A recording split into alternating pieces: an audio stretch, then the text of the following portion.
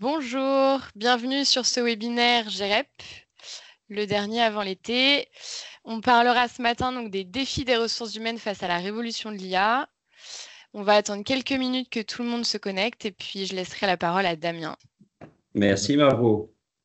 C'est top de tous vous retrouver ou vous trouver ce matin pour participer à ce webinaire. Je dirige la société GREP, qui est un courtier d'utilité sociale devenu entreprise à mission fin 2022 et qui fête ses 35 ans cette année. Nos 80 collaborateurs accompagnent les entreprises dans la gouvernance de leurs régimes sociaux pour en faire un levier fort de la marque employeur. Je m'appelle Damien Vieillard-Baron. En tant que dirigeant, je suis confronté à la révolution de l'IA générative. En ce début d'année, j'ai sensibilisé le codir de l'entreprise et les consultants sur ce sujet via des journées de formation. De nombreuses questions sont posées et l'objectif est bien d'appréhender l'IA pour en faire un levier positif d'employabilité, de développement des compétences et d'optimisation des process. Les sujets sont posés dans toutes les entreprises. Récemment, un DRH client d'une entreprise de plus de 6000 salariés me faisait part de la création d'un département data et IA transverse, dont le rôle consiste à répandre la culture de la data et à mener des projets stratégiques. J'ai donc trouvé intéressant de vous proposer ce moment d'échange en marge de notre activité principale, de notre core business. Alors pour ce faire, j'ai convié Francis Lelon, président fondateur de la société Allegria, qui se définit comme un multi-entrepreneur récidiviste. Francis a créé une dizaine de sociétés, la plus connue étant Sarenza.com. Enfin, je crois que c'est la plus connue. Je te confirme. Ainsi qu'Hervé Baron, qui apportera sa vision stratégique RH. Hervé a été DRH de nombreuses sociétés multinationales, et notamment Danone, Transdev et plus récemment McDonald's. Donc, je vais vous laisser la parole, Francis et Hervé. Francis va introduire ce sujet d'impact IA dans le monde RH. Je pense aussi va nous parler de data, parce que c'est extrêmement lié, de nos codes, en nous définissant ce que c'est.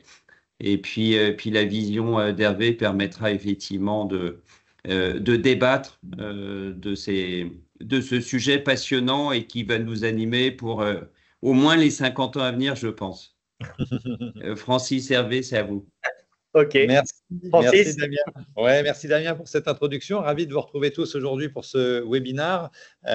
Donc, comme l'a dit Damien, je dirige la société Allegria Group. On est à la fois une école de formation à l'intelligence artificielle pour tous, du codir aux employés, et puis également une société qui fait du delivery, de la mise en place de solutions d'IA, no code et d'automatisation chez nos clients, de la start-up au grand compte. On est 70 collaborateurs, on a démarré il y a 3 ans et on m'a demandé de faire la petite introduction de ce webinaire. Hervé, je te laisserai bien évidemment compléter aussi lors de ces quelques slides qu'on vous propose. L'idée, comme on ne vous connaît pas trop, c'est d'essayer d'être à peu près un petit peu tous au même niveau sur le sujet d'IA, bien évidemment, revenir très rapidement sur les grands enjeux et puis vous donner aussi quelques éléments de contexte liés spécifiquement au sujet des DRH. Je vous propose de partager mon écran et de lancer tout de suite les quelques slides que l'on a prévus pour vous aujourd'hui. L'impact de l'IA dans les métiers des RH, c'est clairement une des fonctions qui va être le plus impactée par l'arrivée de ces nouvelles technologies. Et je voulais vous partager quelques chiffres dont vous n'avez peut-être pas connaissance et qui, je pense, essayent de bien caractériser la situation dans laquelle on est. 86% de la population mondiale aujourd'hui, c'est lire, écrire et compter. C'était 66% il y a 20 ans. Ça a beaucoup progressé ces dernières années, en particulier grâce à la fondation Bill et Melinda Gates. Ça nous paraît évident. Tout le monde doit savoir lire, écrire et compter. Ça fait partie des savoirs fondamentaux. Mais on vit dans un monde de plus en plus digital où l'essentiel de la création de valeur aujourd'hui passe par la tech. On le voit, les valorisations des sociétés les mieux cotées, c'est des boîtes de la tech, Nvidia qui vient de dépasser Microsoft, qui a dépassé Apple, mais également au quotidien, vous êtes DRH, vous connaissez les métiers en tension, et je crois que dans les 10 métiers en tension principaux en France, il y en a 7 dans la tech. Donc, on voit bien qu'aujourd'hui, les compétences technologiques deviennent incontournables. Pourtant, Savez-vous combien de personnes savent coder dans le monde aujourd'hui? Eh bien, c'est extrêmement faible. Ce n'est pas 10%, ce n'est pas 5%, ce n'est pas 1%, c'est 0,3% de la population mondiale qui sait coder, environ 0,5 en France et 1% aux États-Unis. Donc, on voit bien qu'on ne va pas y arriver avec si peu de gens qui savent coder. Aujourd'hui, la compétence d'être autonome, d'être indépendant sur ses besoins digitaux, et bien jusqu'à il y a quelques mois, elle n'existait pas. Pire encore, dans ces 0,3% de la population mondiale qui sait coder, il n'y a que 15% de femmes. Et ça, bien évidemment, c'est aussi un problème. C'était pourtant elles qui s'étaient accaparées l'informatique dans les années 60, en particulier en calculant les trajectoires des fusées Apollo pour aller sur la Lune. Et bien évidemment, comme à chaque fois, le truc est devenu important, les hommes se sont réaccaparés et on voit qu'aujourd'hui, on a très peu de femmes dans ces métiers. D'ailleurs, c'est assez intéressant de constater que 15%, c'est aussi le pourcentage de femmes créatrices de start-up en France. C'est peut-être pas un hasard si le chiffre est quasiment le même autour de ces deux sujets. Le deuxième constat que je voulais partager avec vous ce matin, c'est l'explosion des besoins digitaux, l'explosion des besoins d'applications. Plus de 500 millions d'applications vont devoir être créées dans les 5 prochaines années. Ce n'est pas x2 par rapport aux 10 années précédentes, ce n'est pas x5, ce n'est pas x10, c'est x100. Pourquoi? Parce qu'on a tous un smartphone dans la poche, parce que l'économie se digitalise, parce qu'il y a eu le Covid. Toutes ces raisons font qu'aujourd'hui, on a tous besoin d'avoir des nouvelles compétences finalement autour des outils technologiques.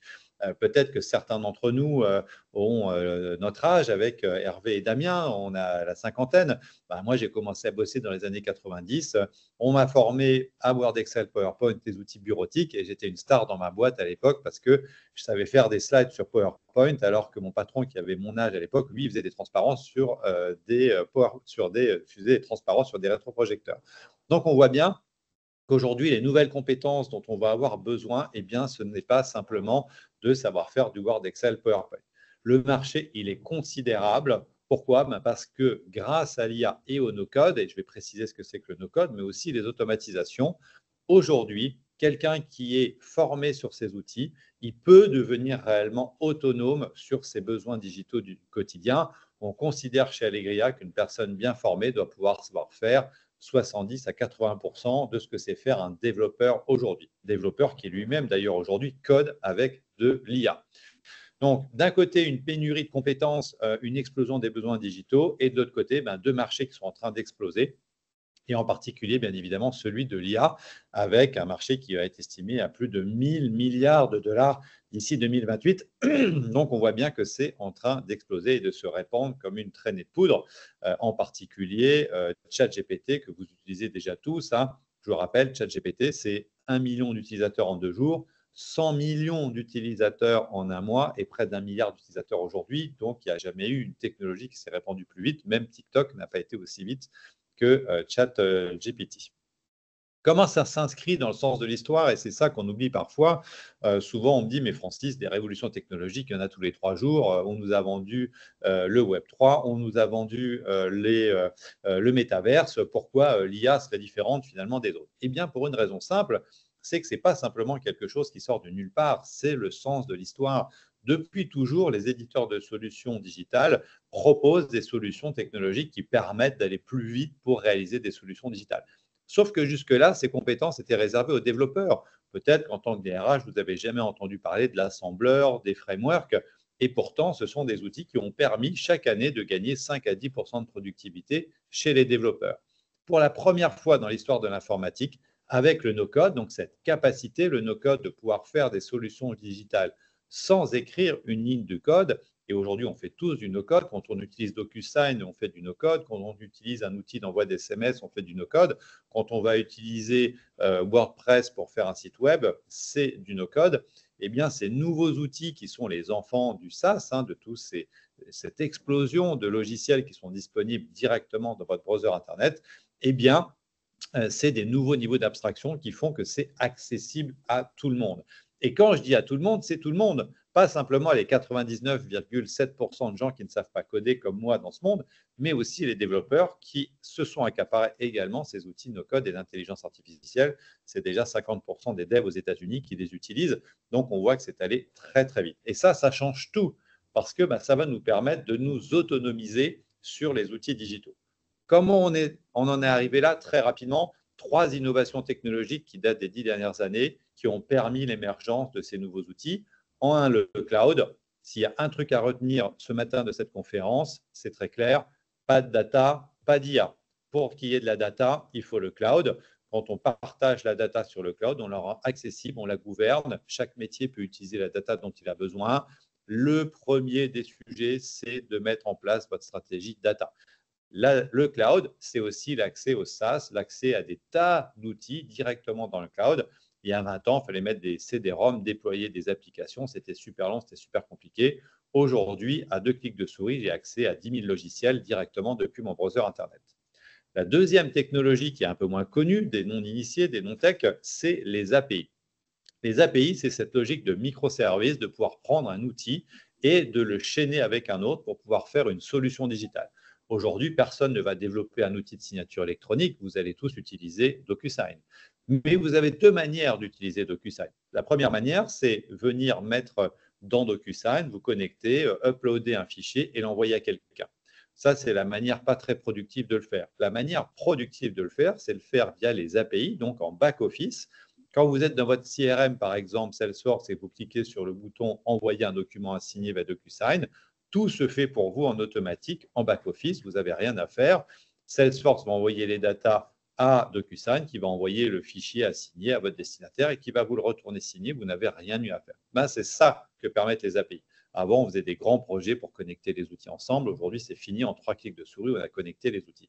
Et puis, le dernier élément technologique qu'il faut connaître, c'est les transformers. Les transformers, c'est ces nouveaux algorithmes qui ont permis depuis 2017 à l'analyse sémantique de pas simplement analyser les mots les uns après les autres, mais de comprendre le contexte général d'un paragraphe, d'une phrase, d'un texte.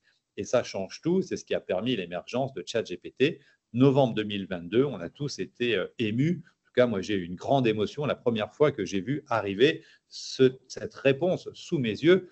Là, j'ai compris que c'était une révolution technologique. J'ai compris qu'on n'était plus dans le chatbot de la SNCF et qu'il se passait vraiment quelque chose. Un chiffre qui va être, je pense, très important pour vous dans le domaine des RH, je vous le disais tout à l'heure, est-ce que la compétence technologique devient une compétence fondamentale? Eh bien, déjà aujourd'hui, sur ce sondage réalisé en février 2024 par AWS en France, 67% des entreprises pensent que les compétences numériques vont devenir plus importantes que les qualifications universitaires lors du recrutement des nouveaux employés. C'est dire soit la défiance vis-à-vis des formations qu'on a aujourd'hui de type Bac+5 quand on est chef d'entreprise, mais c'est aussi dire l'importance que vont prendre les compétences numériques dans les années à venir. Ça va devenir vraiment un savoir fondamental et il est donc urgent de faire en sorte de mettre l'IA à notre service et pas l'inverse. C'est le grand défi de ces prochaines années.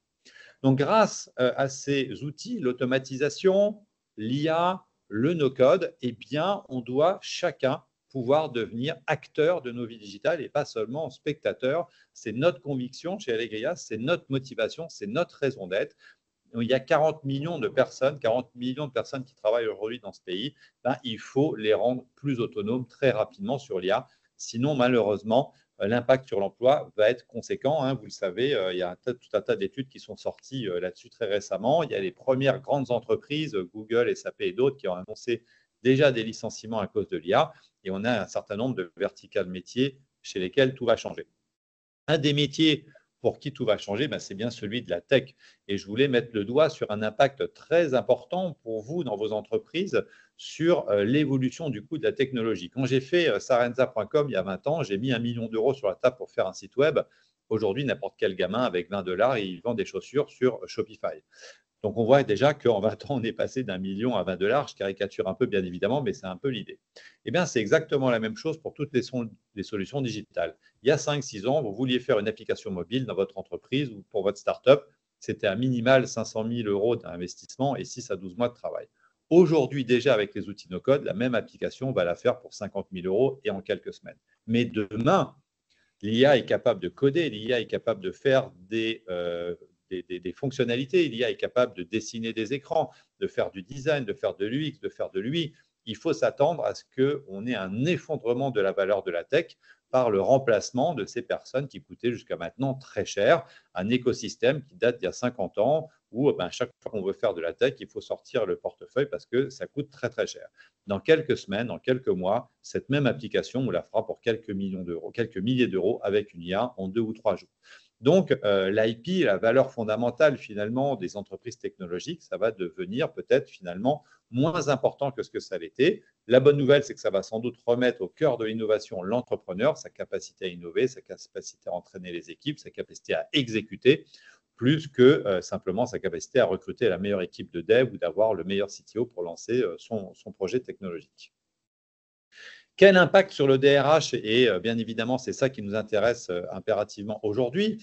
Quel impact sur la révolution de l'IA sur le DRH? Eh bien, il y a beaucoup de choses. D'abord, le DRH, pour nous, chez Allegria, et pour Hervé aussi, je pense, c'est vraiment l'idée que le DRH doit être honneur du sujet de la transition vers l'intelligence artificielle. Il ne faut pas laisser ça uniquement aux gens de la tech. Pourquoi?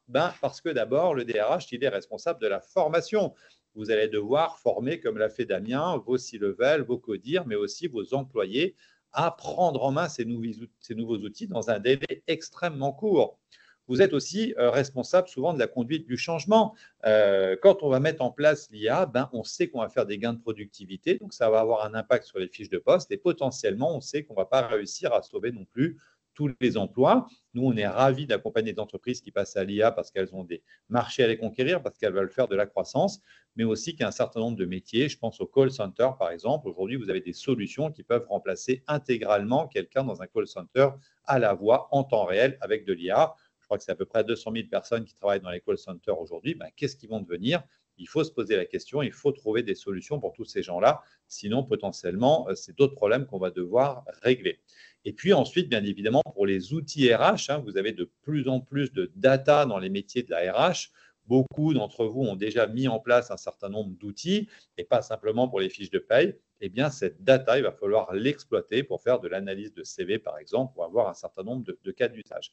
Donc, pour ces 3 raisons, nous, on pense qu'il y a un triptyque à constituer dans les entreprises en mettant ensemble la direction, les équipes techniques, le DRH, pour ensemble faire cette transition vers l'intelligence artificielle. Le DRH a son rôle à jouer. Pourquoi c'est souvent difficile? Parce que beaucoup de DRH, c'est juste un constat, sont souvent plutôt de formation littéraire, n'ont pas toujours une appétence pour la technologie, même si ça a bien changé ces dernières années.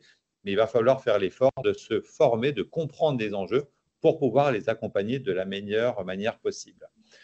Quelles sont les compétences qui manquent généralement aux équipes pour pouvoir le faire? Damien l'a dit en introduction, c'est d'abord la maîtrise et la compétence de la data. On n'a pas été formé à la data. Les gens de notre génération et même souvent les jeunes aujourd'hui n'ont pas la culture de la data. Ça, c'est le premier sujet. Et le deuxième sujet, tout aussi fondamental, c'est d'avoir la culture product. On ne fait pas des solutions digitales aujourd'hui comme on en faisait il y a 20 ans, il y a 30 ans. Même pour faire aujourd'hui une enquête de satisfaction client, on veut que ce soit aux couleurs de l'entreprise, qu'il y ait une bonne expérience utilisateur parce qu'on engage l'image de la marque. Eh bien, c'est ces 2 compétences fondamentales qu'il faut qu'on transmette aujourd'hui pour permettre à tout à chacun de devenir autonome sur ses besoins digitaux. Pour conclure cette introduction, je vous propose ici quelques cas d'usage, bien évidemment dans le domaine des RH, qui sont très faciles à mettre en œuvre avec les technologies disponibles aujourd'hui en combinant l'IA, les automatisations et le no-code. Premier exemple, on l'a fait en une demi-journée il y a quelques semaines chez un de nos cas clients dans le cadre d'une formation, l'analyse automatique de CV. C'est un formidable outil, l'IA, pour travailler la donnée non structurée. On est en veille de données non structurées. Un email, un CV, c'est de la donnée non structurée. On va pouvoir effectivement faire une préqualification, donner une note. Et souvent, l'erreur qu'on fait avec l'IA, c'est de se dire « Ah oui, mais ce n'est pas parfait, ça ne marche pas encore complètement, il faut que je revérifie. » Ce n'est pas grave, ça vous a déjà fait gagner 50 ou 60% du temps. On n'a pas forcément pour objectif, quand on fait une première solution digitale avec de l'IA, à ce que ce soit parfait. Et gardez aussi en tête que les outils évoluent très vite et ce qu'on est déjà capable de faire aujourd'hui, c'est 10 fois mieux que ce qu'on faisait il y a 1 an avec les premières versions d'IA générative.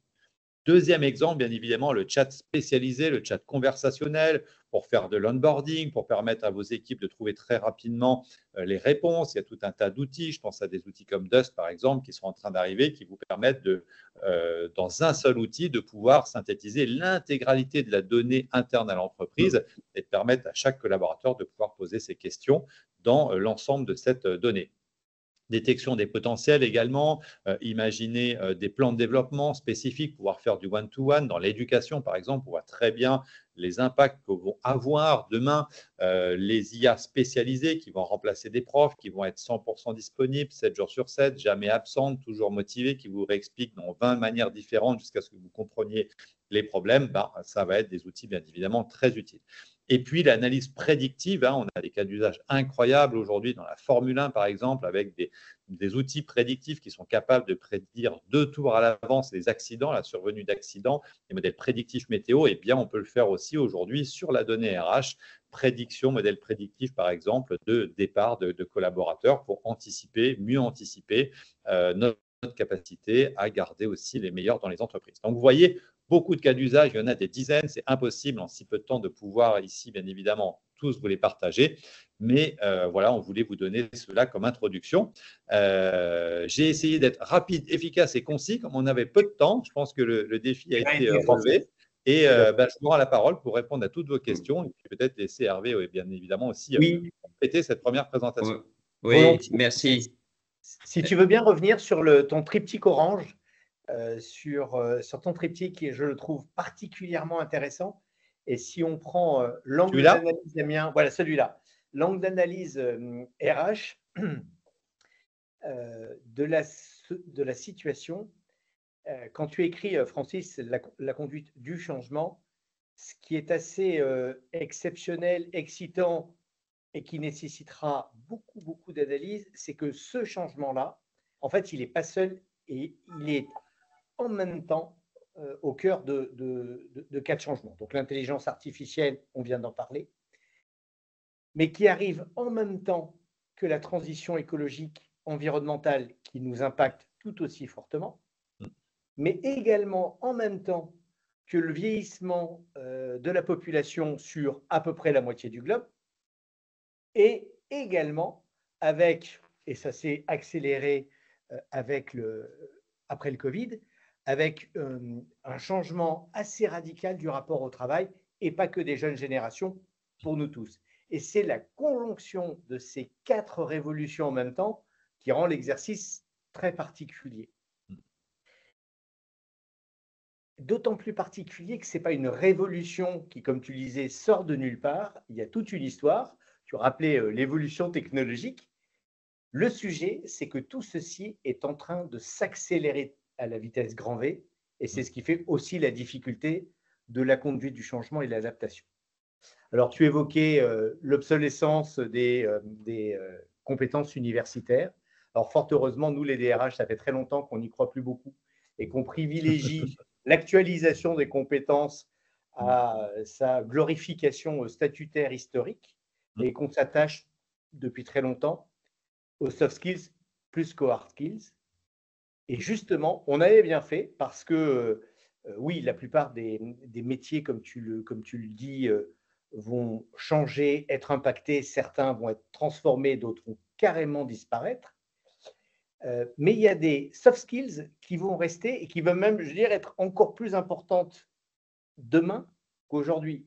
Tout ce qui se tourne, et tu l'as évoqué, autour de la créativité, de la flexibilité, de la capacité à anticiper, la capacité à analyser, la capacité à décider. Parce que tous les outils dont on parle ne sont pas des outils décisionnels, mais d'aide à la décision. Et fort heureusement, les équipes, les dirigeants, les responsables, tout le monde dans son rôle, va devoir conserver ce rôle d'analyse et de décision et d'action à partir de la totalité de la data qu'il a maintenant à sa disposition. Alors, tu as raison de dire que la fonction RH va être particulièrement impactée, avec un petit risque, c'est qu'il faut être honnête entre nous, et je pense que beaucoup des personnes connectées, Damien, seront d'accord pour le dire.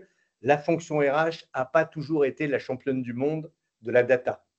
pendant très longtemps, on a été un peu les parents pauvres de la data. Et le risque, c'est qu'on passe tout de suite à l'extrême inverse, c'est qu'on soit submergé de data.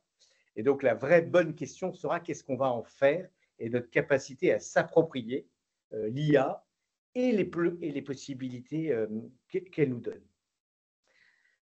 Il y a une évolution phénoménale de l'ensemble des outils RH à notre disposition, comme tu l'as évoqué, Francis. Et si on reprenait le sujet des thématiques que tu as évoquées, des solutions comme Palm, par exemple, font effectivement tout ce travail grâce à l'IA générative sur les référentiels de compétences, les schémas organisationnels, la gestion du développement des compétences. Et tu as raison, c'est assez incroyable, la prédiction en fonction des réponses, des enquêtes, des situations, des risques d'engorgement, comme dans un Grand Prix de Formule 1, prédisent les accidents. Et là, les accidents, c'est le turnover. Et tu as eu raison d'insister sur le fait que pour le recrutement, ça va à une vitesse grand V et qu'aujourd'hui, l'analyse des CV nous permet, mais au jour d'aujourd'hui, des analyses beaucoup plus fines qu'il y a à peine 6 mois ou 12 mois.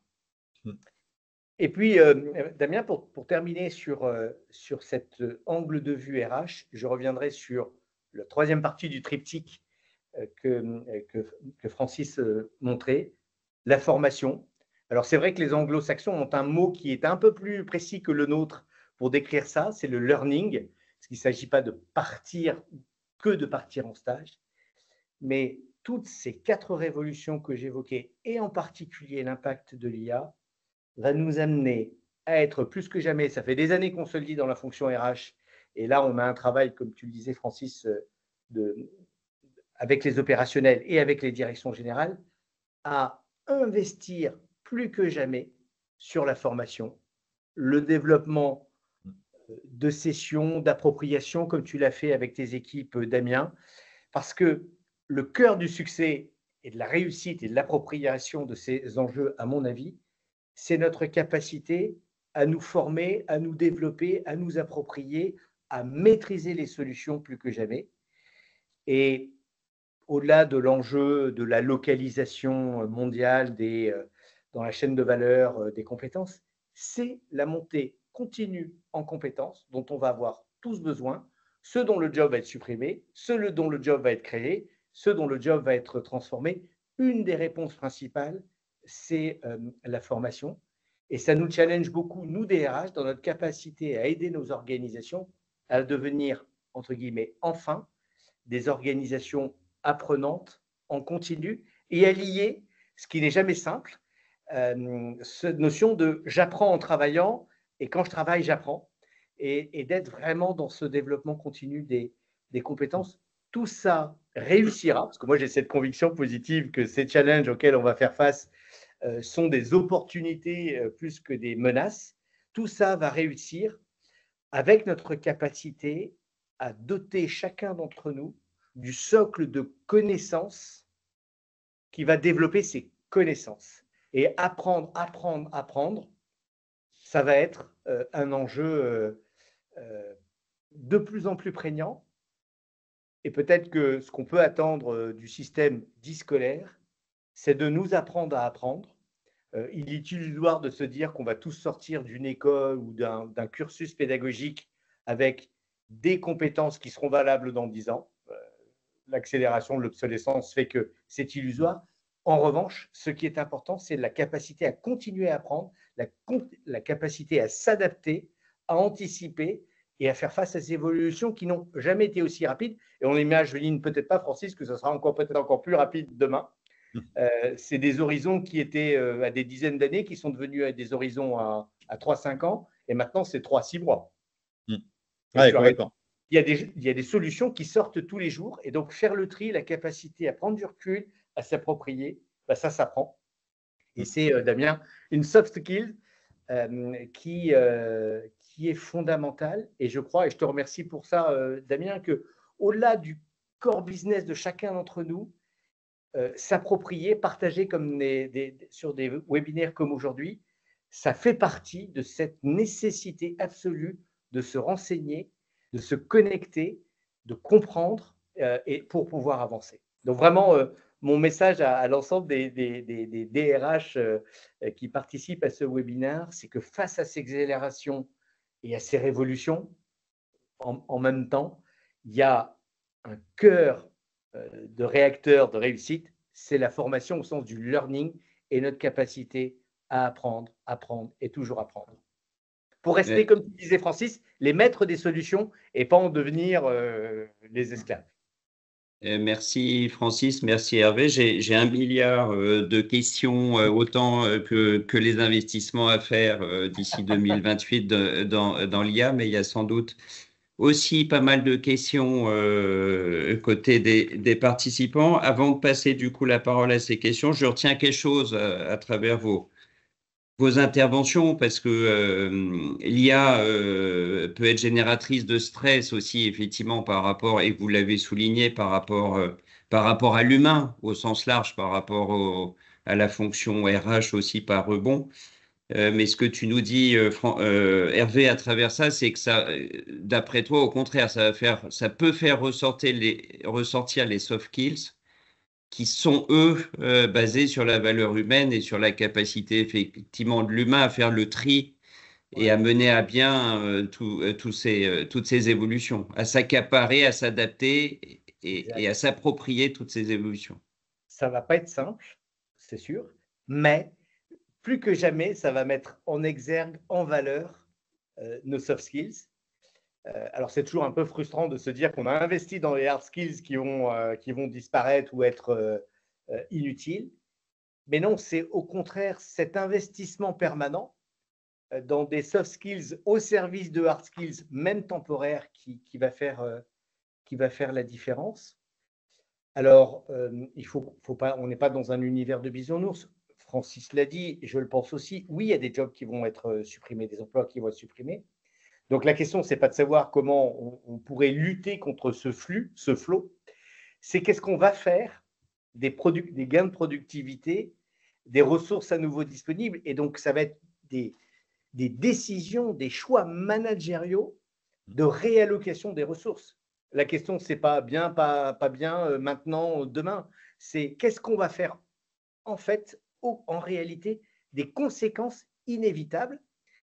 Et les gains de productivité positifs pour l'organisation, négatifs si on le regarde par la personne qui est impactée, c'est comment on réalloue les ressources disponibles avec ce choix en interne de l'organisation, cette exigence collective de former, donner les moyens, les capacités à tout le monde de continuer à apprendre, et puis un débat qui est un peu plus compliqué, qui est que quand on est face à des phénomènes démographiques qui sont à l'inverse sur le globe, c'est comment on va gérer cette réallocation géographique, mais universelle, qui n'est pas juste entre le nord ou le sud de la France, entre les grandes villes, les campagnes, etc. Il y a un enjeu transversal extrêmement important. Et l'issue, je pense que Francis, tu ne me contrediras pas, c'est vraiment notre capacité à anticiper, à réagir et à mettre en avant ces soft skills de créativité, d'inventivité, de capacité à décider, d'intelligence émotionnelle et situationnelle qui vont faire la différence. Et tout ça, ça s'apprend et surtout, ça s'entretient. Donc oui, Damien, il va falloir investir des milliards d'heures de learning. Voilà. J'ai une question du coup quand même pour Francis. Après, promis, je laisse la parole et je laisse Margot effectivement nous faire part des questions des participants. Mais c'est pour prendre ton dernier point et faire la transition avec ma question vis-à-vis de Francis. C'est comment on situe. Les entreprises sont dans une compétition mondiale. Hervé, tu as bien évoqué ces flux mondiaux de compétences, de personnes, etc. Comment se situe la France, l'Europe aujourd'hui par rapport à cette révolution de l'IA générative et éventuellement sur un focus RH, puisque c'est le thème du sujet de ce matin? On est clairement face à une course à l'armement et il faut être très clair là-dessus. Et bien évidemment, D'abord, on n'en a pas parlé parce qu'on n'a pas assez de temps, mais il y a énormément de biais culturels possiblement aux IA. Donc, chaque pays va devoir avoir sa propre IA. Nous, on a Mistral en France, les Allemands auront la leur et n'ayez aucun doute que Poutine aura la sienne, les Chinois aussi et les mollahs iraniens aussi, parce qu'il n'y a pas de barrière à l'entrée en réalité à créer des modèles de langage aujourd'hui. C'est qu'une question d'argent. D'ailleurs, il suffit de regarder les montants investis par Mistral, hein, c'est quelques centaines de millions d'euros pour créer leur modèle de langage. Total, Kering, LVMH, pour eux, c'est pas grand-chose. Hein, ils peuvent le faire et ils sont en train de le faire. Et ils auront sans doute d'ailleurs aussi leur propre modèle de langage. Ça va être de moins en moins cher pour créer les prochains. Je crois qu'il y a un autre élément aussi, pour rebondir un petit peu sur ce que disait Hervé, qui est très important à considérer, c'est que souvent, j'entends dans les conférences des gens nous dire oui, mais ça va surtout impacter les professions à forte valeur ajoutée, les intellectuels, les avocats, les médecins, les enseignants. C'est vrai, mais pas que. Hein. On oublie totalement aujourd'hui, on occulte totalement la révolution qui est en train de se passer en robotique grâce à l'IA, grâce à l'apprentissage non supervisé que permet l'IA. Aujourd'hui, les robots font des progrès incroyables, en particulier grâce au métaverse, puisqu'on les entraîne aujourd'hui dans des mondes virtuels à marcher. On n'a plus besoin de faire des captures vidéo complexes pour leur apprendre à faire. On leur montre des vidéos d'humains et grâce à l'IA, ils savent reproduire nos gestes. Donc, également, dans les métiers physiques, dans les industries, dans l'artisanat, les robots vont exploser dans les 10 prochaines années. Je vous invite à regarder rien que la dernière vidéo de la dernière conférence NVIDIA pour commencer à comprendre ce qui est en train de se passer. C'est énorme ce qui se passe dans la robotique. Alors effectivement, ce n'est pas la même valeur à la fin et un robot, ça coûte plus cher qu'une machine pour remplacer des opérateurs de téléphoniques, par exemple, mais ça va arriver également. Pour répondre à ta question plus précisément, il faut juste se remémorer en 2 secondes la chaîne de valeur de l'IA. Très rapidement, tout en bas, on a les chips. Là, on est mort. Hein, c'est NVIDIA, TSMC, on ne les rattrapera jamais et il faut faire une croix dessus. L'étage du dessus, c'est les infrastructures. Alors, OK, on a OVH, on a Scaleway, on a quelques acteurs en France, mais on est quand même très loin de ce qu'est capable de proposer Google, Amazon et les autres. Donc, on va dire qu'on est très mal barré sur la partie infrastructure.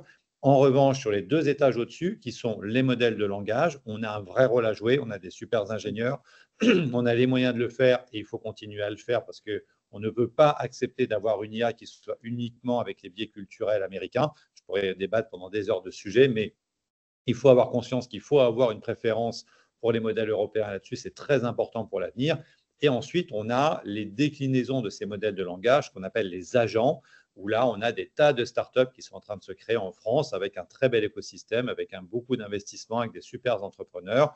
On est le leader en Europe des startups aujourd'hui en France. On va essayer de faire en sorte que ça continue. Et vous savez ce qu'il faut faire dans les 15 prochains jours pour que ça continue. Voilà, ne nous laissons pas dépasser par l'Angleterre, par l'Allemagne là-dessus. On a une très belle carte à jouer sur ça. Et moi, je vois et je reçois en tant que business angel des tas de dossiers, en particulier dans les RH, avec des IA verticalisés, des agents verticalisés pour aider ces métiers avec tout un tas de solutions qui répondent aux cas d'usage dont on a parlé. Donc, on n'est pas à la traîne, on est plutôt bien placé dans le game. Il faut juste accepter que dans effectivement la chaîne de valeur de l'IA, il y a des sujets sur lesquels on s'est plié malheureusement. D'accord, merci bien.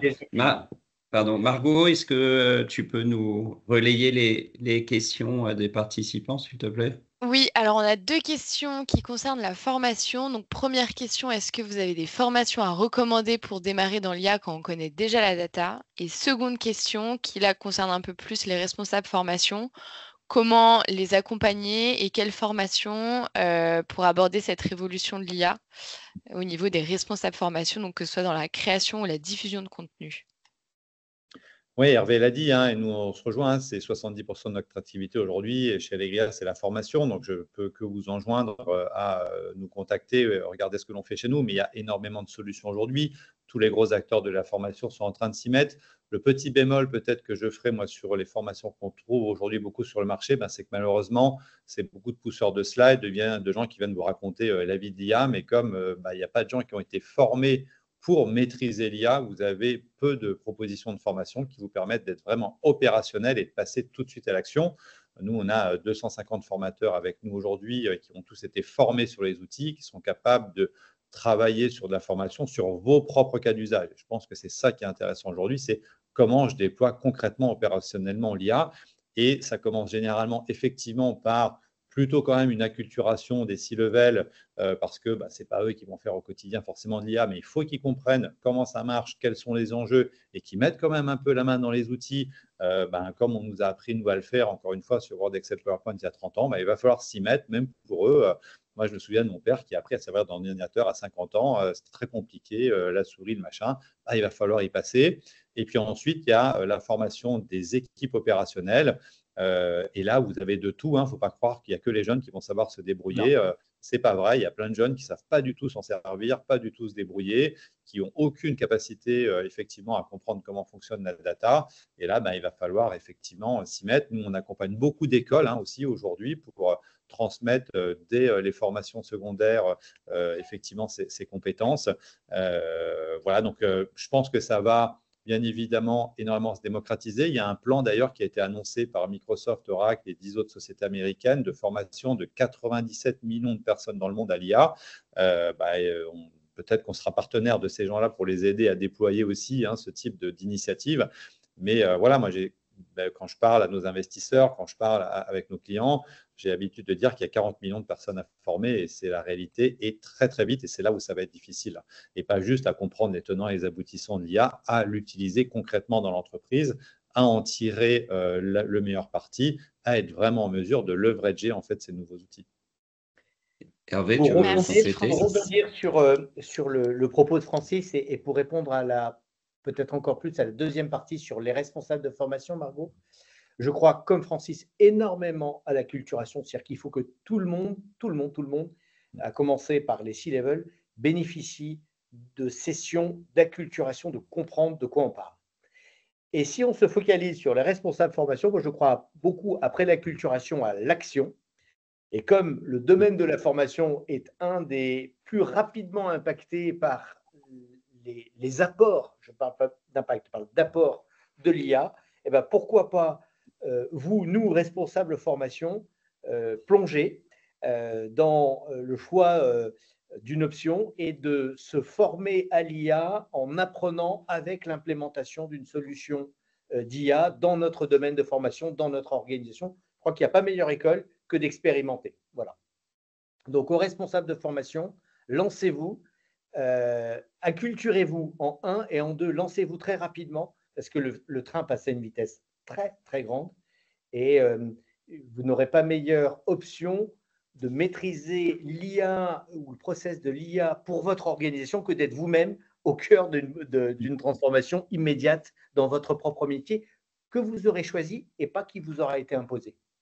Il faut absolument que je rebondisse là-dessus, Hervé. Excuse-moi, Damien, mais tu as complètement raison. Et nous, on est le vrai exemple de ça, puisqu'on est passé de 250 étudiants à 3500 étudiants en un an. Et on a 4 personnes à l'administration chez nous pour 3500 apprenants, parce qu'on a tout automatisé. C'est entièrement géré par l'IA et ça aurait été impossible sans ça.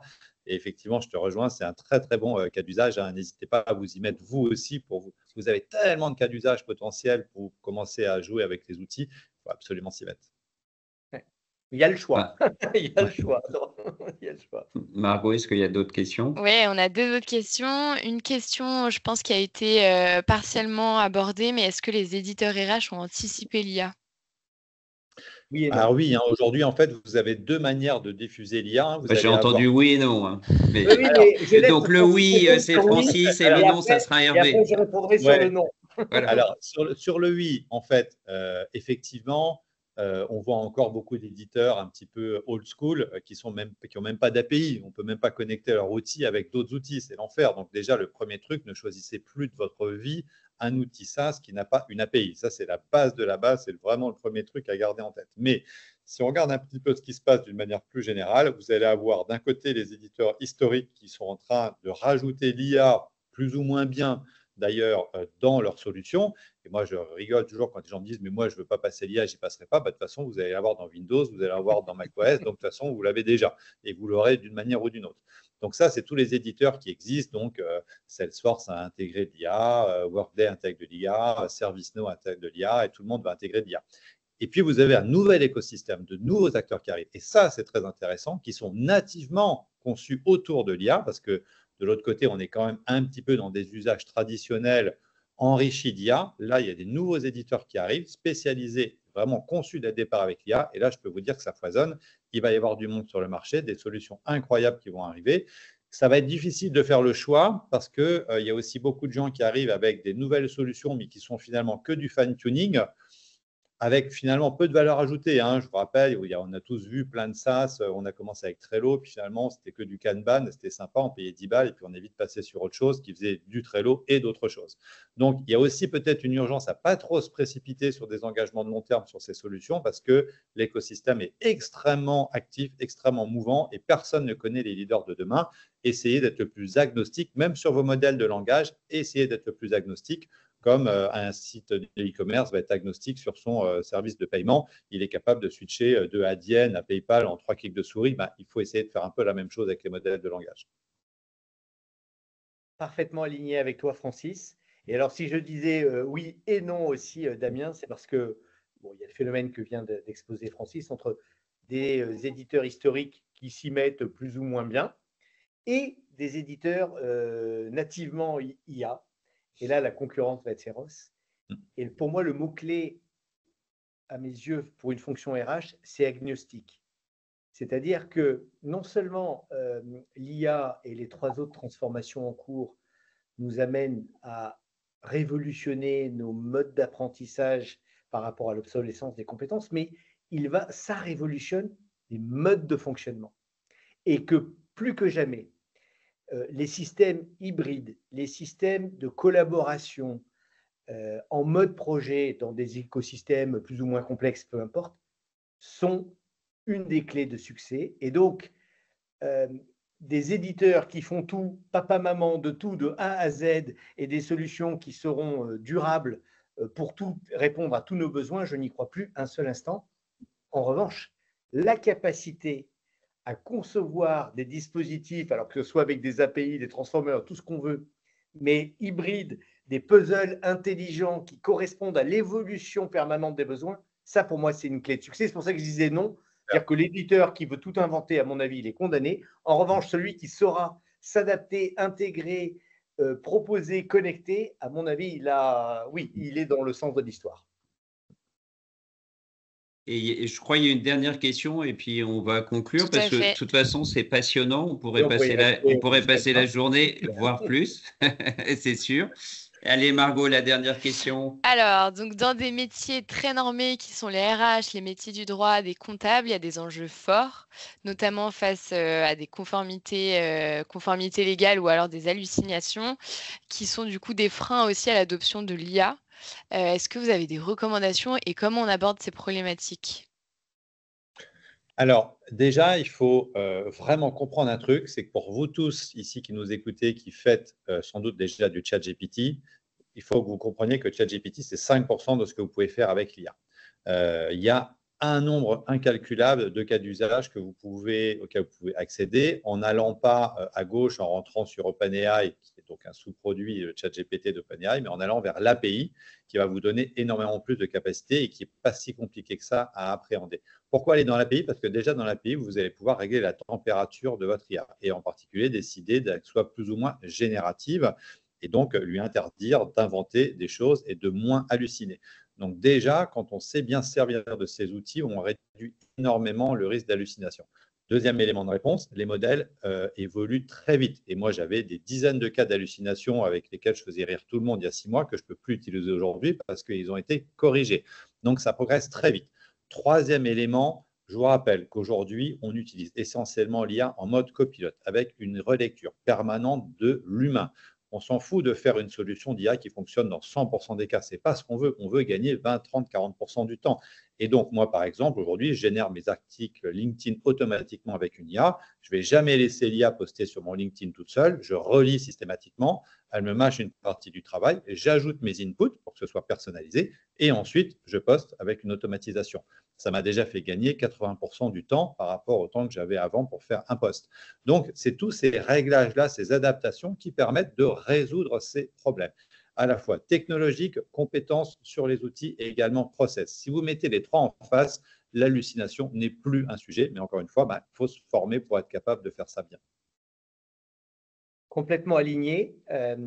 Cette notion de copilotage est fondamentale. Il ne s'agit pas de gagner 100% mais les X% qui font la différence. Et si on prend, Margot, un des exemples de métiers qui a été cité sur la partie juriste, effectivement, aujourd'hui, une IA ira chercher la jurisprudence bien plus vite, bien mieux et bien plus largement que n'importe quel humain. Mais ce qui va faire la différence chez l'avocat, ce n'est pas la jurisprudence, c'est l'utilisation, c'est sa stratégie de conviction et d'attaque. Et donc ça, c'est l'humain qui le porte. Et donc cette notion de copilotage, de l'IA au service de la décision de l'intelligence humaine, c'est ça l'avenir. Et c'est ça qu'on doit cultiver. Je sais que derrière la fonction RH, il y a aussi beaucoup de questions sur le respect, la vie privée, les RGPD, etc. Récemment, l'Union européenne a commencé à donner le là de ce qui serait, dans une échelle de risque, la réglementation mondiale sur l'utilisation de l'IA. L'IA va aller beaucoup plus vite que l'évolution de cette réglementation et de son adoption. Donc, il y a effectivement des zones encore, si ce n'est d'ombre grise, mais avec en tête, je pilote quelque chose qui est à mon service, on règle probablement 99% des inquiétudes et des hallucinations qu'on peut avoir sur le sujet. Ok, ben merci beaucoup pour cette intervention, c'était passionnant. Je précise à tout le monde que Francis et Hervé ne se connaissaient pas avant. Donc, ils sont alignés sur beaucoup de sujets. On voit qu'ils pourraient bosser ensemble et peut-être que ça appellera d'autres collaborations dans le futur. C'est un sujet passionnant pour tout le monde, passionnant pour la fonction RH. On a commencé à aborder effectivement à travers ce webinaire ce sujet. J'espère que ça vous a passionné comme moi. Et ça demande je pense, un numéro 2, peut-être en septembre ou en octobre, pour aller préciser et emmagasiner un peu d'expérience sur tous ces sujets. Eh ben, très bonne journée à vous. Merci Francis, merci Hervé, merci Margot pour cette organisation. Et à bientôt.